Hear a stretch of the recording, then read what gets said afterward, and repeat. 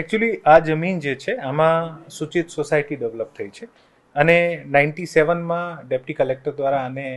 જે જમીન જે છે આ ખરેખર આના પૂર્વજોની જમીન છે, પણ 97માં ડેપ્ટી કલેક્ટર દ્વારા ખાલસા કરવામાં આવી છે અને આના પછી આ લોકોએ 2017માં આને માટે એપ્લિકેશન મૂકી હતી, જે રિજેક્ટ થઈ છે.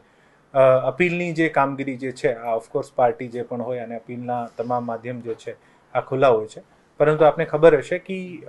2017-18 પછી ઘણી બધી સોસાયટીઓ આના પહેલાં આપણે સૂચિતમાં ડેવલપ થઈ છે અને આને માટે સરકાર સૂચિત સોસાયટીને નિયમબદ્ધ કરવાનો એક કાયદો પણ લઈને આવી છે. સો આ પ્રકારનો બાંધકામ છે જે આપણે આખા રાજકોટની પેરીફેરીમાં લાગુ પડે છે કે સૂચિત બાંધકામની શ્રેણીમાં આવતું હોય અને સૂચિત બાંધકામની શ્રેણીમાં તમામ રહીશો જે છે આને સરકાર અધિકાર આપે છે કે પોતપોતાના વેલિડ આધાર પુરાવા રજૂ કરીને આને આપ નિયમબદ્ધ કરાવી શકો છો. તો આ પ્રકારનું એક બાંધકામ છે જે પણ અરજદાર અથવા વચ્ચે પણ 2021 અને 24માં પણ એક શક્તિ સોસાયટી અને એક બીજી સોસાયટી દ્વારા પણ આ જ સર્વે નંબરમાં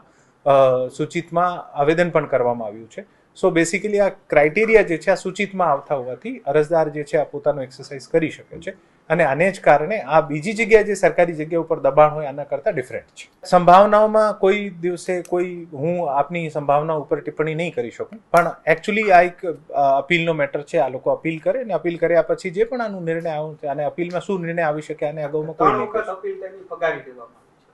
આની અપીલ જે છે આ એને માટે કરવામાં આવી છે અને એનેની જે નહીં થયો હોય આને માટે અપીલ ફગામ જે આને સરકાર દખલ થઈ છે. મારા રેકોર્ડ સુધી જ્યાં સુધી મને ખબર છે અપીલ કદાચ કરી હશે તો મારા ધ્યાનમાં નથી, મારા રેકોર્ડ ઉપર નથી.